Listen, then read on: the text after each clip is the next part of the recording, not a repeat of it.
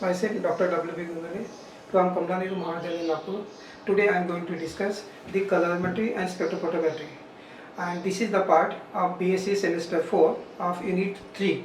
And here are the two parts. First part is a colorimetry and spectrophotometry, and second part is a B part is a separation techniques. So here today I am going to discuss the basic principle of colorimetry and spectrophotometry and different basic terms and Beers-Lambert's law equation and some numerical problems. So here, as we know that colorimetry and spectrophotometry is a analytical techniques used for the measurement of light intensity. So it is related to the light. So the topic is A part is a colorimetry and spectrophotometry unit 3 of the BSc semester 4. And in this case, first of all we should have to know what is colorimetry. So colorimetry and spectrophotometry are the analytical techniques which are based on the measurement of color intensity. We know that color intensity of solution changes with the concentration, and therefore it is the basis for colorimetric analysis.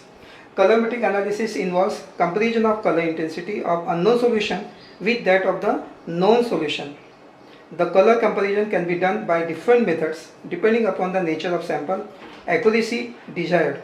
In order to understand the subject, it is necessary to discuss some basic concept. And here this is already we have seen color intensity of the solution changes with the concentration, and hence this is the basis for the colorimetric analysis. So there are some important basic terms which are associated with the electromagnetic radiation, and some basic terms are, these are some basic terms. That is, first term is a wavelength, and wavelength is nothing but the distance between the two consecutive rays or the turf, or it is distance traveled by the light in one complete cycle. The unit of wavelength is in a angstrom unit or in nanometer, or also we can express micrometer. And here the conversion are shown. 1 angstrom unit equals to 10 to the power minus 10 meter equals to 10 to the minus 8 centimeter equals to 10 to the minus 4 micrometer. In the similar way, nanometers scale is shown here. 1 nanometer equals to 10 to the power minus 9 meter equals to 10 to the power minus 7 centimeter and equals to 10 to the power minus 3 micrometer. Micrometer also shows this. So we can express the wavelength. Symbol is a nu, and wavelength can be expressed in angstrom or nanometer or micrometer. Second term is a frequency, and symbol is a nu here, and symbol for wavelength is a lambda, and for frequency is nu. And what is the frequency? It is the number of wave that occur per second. It is independent of the medium, and generally it is expressed in the cycle per second or in hertz. And as we know that 1 hertz equals to 1 cycle per second. Third term is there, wave number, and wave number is represented by the symbol nu bar. It is nothing but the number of waves per centimeter, or we can also say that it is the reciprocal of wavelength. That is, nu bar equals to 1 by lambda. So it is shown here, nu bar. It is the nu bar equals to 1 by reciprocal of wavelength.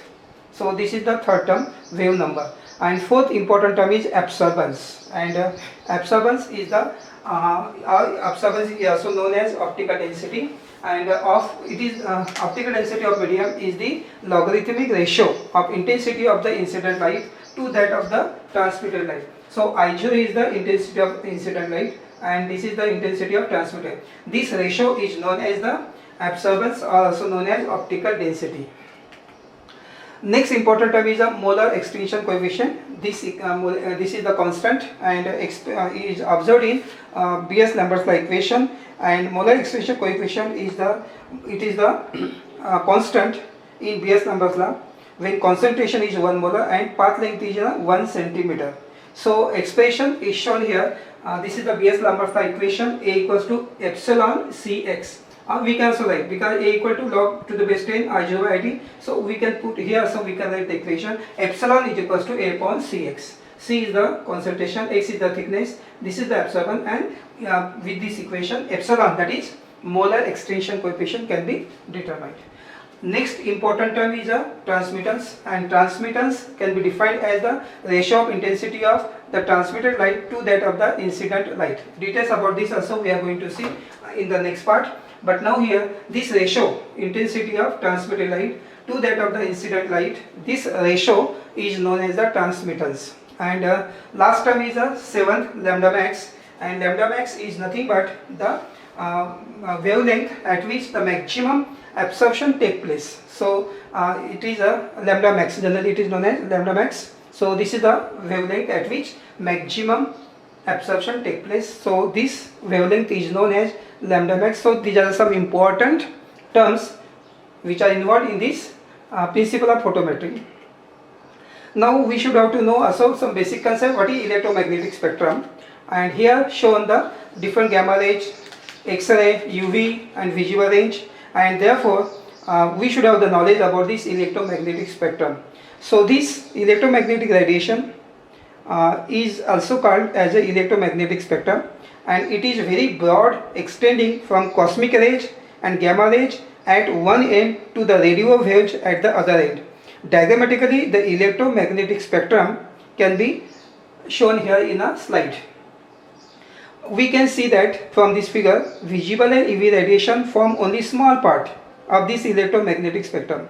UV radiation have wavelength range from 200 nanometer to 400 nanometer, and visible radiation have the wavelength range from 400 to 750 nanometer. So remember the wavelength range for UV and visible. UV have 200 to 400, visible have 400 to 700. So this is the complete electromagnetic spectrum, and this is a small part where UV and visible range is shown in this. So this is the spectrum involved all the radiations, and here electromagnetic radiation, and we are interested for UV and visible radiations or sometimes IR radiation. And after this it is also known that colorimetric and spectrophotometric analysis are mostly concerned with this visible and UV radiations. So this colorimetry and spectrophotometry, because the source is that UV source or visible source is there, therefore this is mainly, we are mainly concerned with, our colorimetry and spectrophotometric analysis are generally related to this visible and UV radiation. And next another term is now because this photometry is also, photometry means it is the related to the light, so we should have to also know what is the color and light radiation. Now there are three broad principles to explain the color of the materials, and as we know that light composed of different colors, namely for example violet, indigo, blue, green, yellow, orange and red, but our eye is sensitive to visible light, and therefore these colors we can see. When white light falls on any substance, some of the radiations or color are absorbed and some are transmitted. The color of the substance is due to this transmitted radiation. This transmitted color is called complementary color. It should be noted that if the substance absorbs all the white light, in that case they transmit no color, and therefore we can say that substance appear black in this case. On the other hand, if the substance does not absorb white light and transmit all the radiation, in that case the substance appeared white, and when some part is absorbed and some part is reflected, in that case substance appeared colored. So there are three broad principles: when the substance is black, when the substance is white, and when they are colored. So here some comparison is shown with the color and light radiation. When violet color is absorbed, this is the wavelength range, then there is a complementary color, what is yellow, green. Blue is absorbed, then complementary color is yellow. So the complementary color is the color of that material. So this is for comparison, it is shown with the wavelength range. And after this, now the important part of this unit is the law of light absorption. As we know that there are some important laws. When light is incident on the homogeneous medium, then part of the radiation is absorbed, sometimes part of the radiation is transmitted, and part of the radiations are reflected. Suppose I0 is the intensity of incident light, IA is the intensity of absorbed light, IT is the intensity of transmitted light, IR is the intensity of reflected light. Then we can write the equation. I0 is equals to IA plus IT plus IR. And now we know that there are two important laws regarding the absorption of light, and these two important laws are Lambert's law and BS law. Now we are going to see what is Lambert's law, what is BS law, and then both the laws when we combine we get Lambert's BS law. So first Lambert's law we are going to see here. The statement of Lambert's law is that, and actually this law was given by Lambert in 1768, and showing the relation between absorption of light and thickness of the absorbing medium, and therefore it is known as Lambert's law. In simple term we can state this law. So this law can be stated as, when a beam of monochromatic light is incident on the homogeneous medium, then the intensity of the transmitted light decreases exponentially as the thickness of the absorbing medium increases arithmetically. Again repeating the statement, when a beam of monochromatic light is incident on the homogeneous medium, then intensity of the transmitted light decreases exponentially as the thickness of the absorbing medium increases arithmetically. Now suppose I0, here how can we derive the equation? If the I0 is the intensity of light incident on the medium of the thickness B, and suppose IT is the intensity of transmitted light, then mathematically Lambert's law is given as, so this can be expressed mathematically, minus dIT by dB equals to K1 I0. Rearrange this equation and integrating the equation we get, so natural log IT by I0 equals to minus K1B, or this equation can also be written as IT equals to I0 into e to the power minus K1B. This can be, natural log can be converted to log base 10, then log IT by I0 equals to, so minus K1, this comes here, minus K1B upon 2.303. Now we change this now, log IT by I0, now log when I0 by IT, then what is negative sign can be here, here it become positive, and we have K1 2.303 into B. Now log I0 by IT equals to, also we can write this term is a K2 and into B. So K2 is nothing but the constant, K2 is the constant equals to K1 upon 2.303, and it is known as the absorption constant. So this is one simple derivation, and this equation number 1 is the Lambert's equation. This is the equation number 1, important. So simple derivation is there, and after that second important law is a BS law. And again now here this law, as we know that Lambert's law is applicable for the solids, remember here, and BS law is applicable to the solutions, and therefore we can give the statement, or this law can be stated as, when a beam of monochromatic light falls on the medium or the solution, the intensity of the transmitted light decreases exponentially as the concentration of the solution increases arithmetically. So this BS law is applicable for the solution, and we are also interested for the solution, and Lambert's law is applicable for solids. So there is a thickness and here is a concentration of the solution. So the statement is, when a beam of monochromatic light when falls on the medium or solution, then the intensity of the transmitted light decreases exponentially as the concentration of the solution increases arithmetically. So mathematically this law can be given as, so again similar to that, here we can write the BS law, minus dIT by dC equals to, here C for concentration, so it changes with the concentration, so K3 I0. Rearranging and integrating the equation we get, again now natural log IT by I0 equal to minus K3C, or we can write this equation as in this way, IT equals to I0 into e to the power minus K3C, or convert this into log to the base 10, we get log IT by I0 equals to minus K3 2.303 into C. Now log IT by I0, now convert it, change the denominator and numerator, what is then log I0 by IT, then this negative sign can become positive, and K3 equal K3 upon 2.303 into C. Or we can write the equation log I0 by IT equals to, write this term as a K4 into C. What is now here? This is the K4, and K4 equals to K3 upon 2.303. So equation number 2 we obtained. So equation 2 is the Beer's law equation. So equation 1 we have seen, that is Lambert's law equation, and equation 2 is the Beer's law equation. And now here after this next important law, combine both the law, and after combining we get Beer's-Lambert's law. And this is Beer's-Lambert's law. When we combine, then we can state this law, and this law can be combined law can be stated as, when a beam of monochromatic light is incident on this solution, the intensity of transmitted light decreases exponentially as the thickness and concentration of the solution increases arithmetically. So the combined law, Beer's-Lambert's law statement is, when a beam of monochromatic light is incident on the solution, then the intensity of the transmitted light decreases exponentially as the thickness and concentration of the solution increases arithmetically.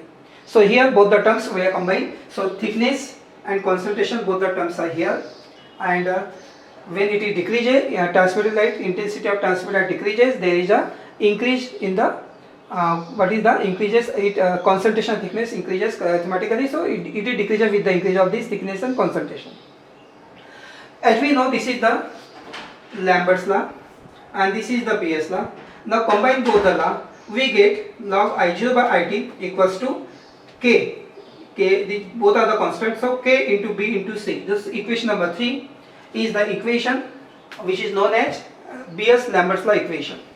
The term log I0 by IT is known as the absorbance or optical density, and and also here K is a constant, and after that C is the, in this case C is the concentration, and C is concentration, K is constant, and in the equation 3 the K is replaced by the symbol epsilon. Then it is known as, that epsilon is known as a molar extension coefficient or molar absorptivity. The equation 3, we can also write equation 3 in this way. So instead of K, now write the epsilon. So A equals to epsilon into B into C. Equation number 4 is the final equation of Beer's-Lambert's law. So substitute epsilon in place of C, in place of K constant, and we obtain the equation number 4. So equation number 4 is the most important and common form of the Beer's law equation or Beer's-Lambert's law equation, and this equation is useful for the in analytical chemistry. And so this is the combined equation of Beer's and Lambert's, and known as Beer's-Lambert's law equation. So remember the equation: A is equals to epsilon into B into C. And what is here in this equation? A is the absorbance, epsilon is the molar extension coefficient, B is the thickness, and C is the concentration of the solution. So in this way, and in the next slide we are going to see how to verify the Beer's law. So as we know that there is also experiment in the practical how to verify the Beer's law, and here according to the Beer's law equation we know that A equal to epsilon BC. For particular system, molar extension coefficient epsilon is constant. Similarly, if we use the same sample cell throughout the experiment, then B is also constant, that is thickness is also constant. Therefore we can write the equation A equal to constant into C, because epsilon and B are constant. Therefore the equation becomes A is equals to constant into C, or we can also write A is proportional to the C. Therefore absorbance depends upon the concentration. Therefore according to the Beer's-Lambert's law, absorbance is directly proportional to the concentration at particular wavelength. If we determine absorbance of the solution at different concentration and then plot the graph between absorbance and the concentration, we get a straight line and passing through the origin, and this straight line passing through the origin, this is the straight line shown in the here. This is the straight line passing through the origin. It verifies the Beer's law. When the graph is plotted between absorbance and concentration, and when we get the straight line, this straight line passing to the origin verify the BS law. There may be some deviations also, sometimes positive or negative, and therefore this straight line obey the Beer-Lambert's law equation, and sometimes BS law is obeyed by any system up to particular concentration. Limit beyond which either a positive or negative deviation also observed. The concentration limit within which BS law is valid is known as also the BS law range. But now again we say that there are certain conditions for the validity of BS law, or we can say that there are certain limitations to the BS law. So what are the important limitations to the BS? Remember that here when we plot a graph, a straight line is obtained passing to the origin, it verifies the BS law. Now there are certain validity, or we can say that condition for validity of the BS law, or there are certain limitations are there, and this BS law is valid only under certain conditions. Number one, solution should be dilute. For this case, solution should be dilute, and monochromatic light should be used. There should not be any association, dissociation, hydrolysis, or complex formation in the solution. In other words, we can say that it should not exist same species at all the concentration. There should be only one species. Next point, we can say that limitation, solution should not be turbid or should not contain air bubbles or any suspended impurities. And some experimental conditions, that is pH, temperature, ionic strength, should be maintained. The instrument should also have good working part like mirror, lenses, detector, etc. Sample cell, that is also we know that cuvette, should be matched and should be a good quality. So maintaining all these conditions, then it is possible, or these are the limitations of this Beer-Lambert's law equation. And there is a relation between transmittance and absorbance. As we know that transmittance is equals to transmittance is defined as the fraction of the total intensity transmitted, and therefore we can write T equals to IT by I0. Shown here, T here, this is the relationship between transmittance and the absorbance. So transmittance T equal to IT by I0. Similarly, percentage transmittance is given as, so T equals to this one, so percentage transmittance equals to T into 100. Now as we know the equation, absorbance is equals to log, absorbance is equals to 100 upon percentage T. So here this is what is now percentage T equal to absorbance. So we can write also this equation, and we know what is this. This can also be written in this way, that A equals to log 100 minus log percentage T, or A equals to, we can write log 100 value is 2, log of 100 is 2, 2 minus log percentage T. So this is equation number 5, which can be used to convert absorbance into percentage transmittance or transmittance into absorbance. So one is given, other can be determined. So this is the important equation, that is A equals to 2 minus log of percentage T. And so based on this also some numerical problems are there based on the Lambert's law equation and based on this transmittance and absorbance relation equation.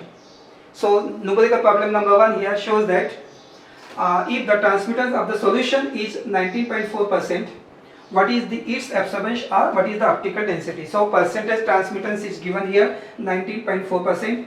So T equal to equation, we know that 19.4 equal to upon 100. So this is the T 0.194, and we know the equation A equal to minus log T. So put here this can also be written here equals to minus log 1 by T, because it is minus, and now we put the value here. So log 10 into 1 by T value is 0.194. So after dividing this and by taking the log of this, we obtain the value, and answer is 0.712. So simple numerical problems are there. Numerical number 2 shows that transmittance of the solution, concentration is given 2 into 10 to minus 4 molar solution of the substance, was found to be 76.2% at the wavelength of 350 micrometer when placed in a cell of 1 centimeter length. Calculate. 3 parts are there: absorbance, molar absorptivity, and percentage transmittance of the cell of the length 2 centimeter. So the formula is there. What is given? Percentage transmittance is given. So T equals to 0.762. A equal to minus log t, so equals to log 1 by t equals to log value, put the value here, we get this is the absorbance value 0.118. And now second, as we know the Lamberts-Beer's equation, A equals to epsilon BC. Epsilon can be determined equal to A upon BC. Absorbance LED we have determined here, and B thickness is given 1 centimeter length, and what is the this value C concentration is given 2 into 10 to minus 4. So multiply it and divide. After that we obtain this value 59.0 meter square per mole. And now next is a percentage transmittance can be determined. Formula is in place of A we can write minus log T equals to E epsilon BC, or log 1 by T equals to 5 point, put the value here 5.9, epsilon value, B value and C value. We obtain this equation, and 1 by T equals to 1.722, and determine the T and then percentage T of that. In this way the values can be determined. And third numerical problem shows that calculate the percentage transmittance of the following values. Here percentage transmittance we have to find out. Absorbance values are given. So first value is given 0.113. So formula is minus log T equal to A. So log T equals to then minus 0.113, because value of A is this one, and here it is positive become negative. Then log T equals to minus 1 plus 1 we can write in this way, minus 0.113. This can be cut and we can write in this way also, same thing. So this can expression can also be written as 1 bar 0.887. 1 minus this we get 0.887 and 1 bar. And taking antilog both the side of that equation we get T equals to antilog of this. So find out the antilog value of this 0.887, 0.88, and into 7 we obtain the 0.7709, but now because of 1 bar it is here, 0.7709 value is there. So percentage transmittance is equals to T into 100. So T is known, 0.77 into 100 equal to 77%. Second is minus log T equals to similarly A value is given 0.5 in second. So log T equals to 1 bar 0.5. Taking antilog of both the side, T equals to 0.3162 and percentage transmittance 31.62. So in this way percentage transmittance from the absorbance can be determined.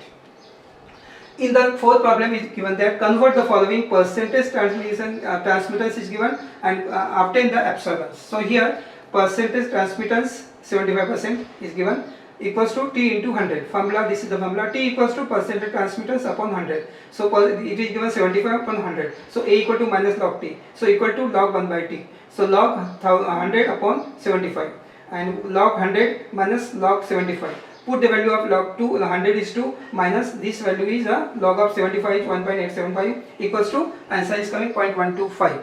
And the second is percentage transmittance. Similarly it is also possible, and 10% is given, so 1 by 10. So again putting the value, log 10 is coming and log 10 value is 1. So in this way we can convert percentage transmittance into absorbance or absorbance into percentage transmittance. And this is the last numerical, that molar absorptivity of the compound in an aqueous solution at 765 nanometer is 1.54 into 10 to the power 3. The percentage transmittance of a solution of this compound in a cell with 1 centimeter path length is 43.2. Calculate concentration of the solution. So here we have to find out the concentration of the solution. So here T is equals to, formula is percentage T upon 100. So what is now 43% transmittance is given, and upon 100 we get this one. So now A equals to minus log T equals to minus log 0.432. A equal to value is coming, log of that value is 0.3645, and we know the equation to find out the concentration. A equal to epsilon Ct, and put the value of absorbance here, and C is here, putting all the value. What is C equals to, this is the equation. After calculation we obtain the answer that 2.37 into 10 to the power minus 4 molar. This is the M for molar. So this is the concentration of this solution. In this way we can determine some concentration and some percentage transmittance of the solution. So today we stop here, and we have discussed today what is the principle of colorimetry and spectrophotometry, and after that we have seen some important basic terms, and then derivation of Lambert's law, Beer's law, and combined equation Beer's-Lambert's law, and verification of Beer's law, some important numerical problems based on Lambert's Beer's law and the percentage transmittance or absorbance.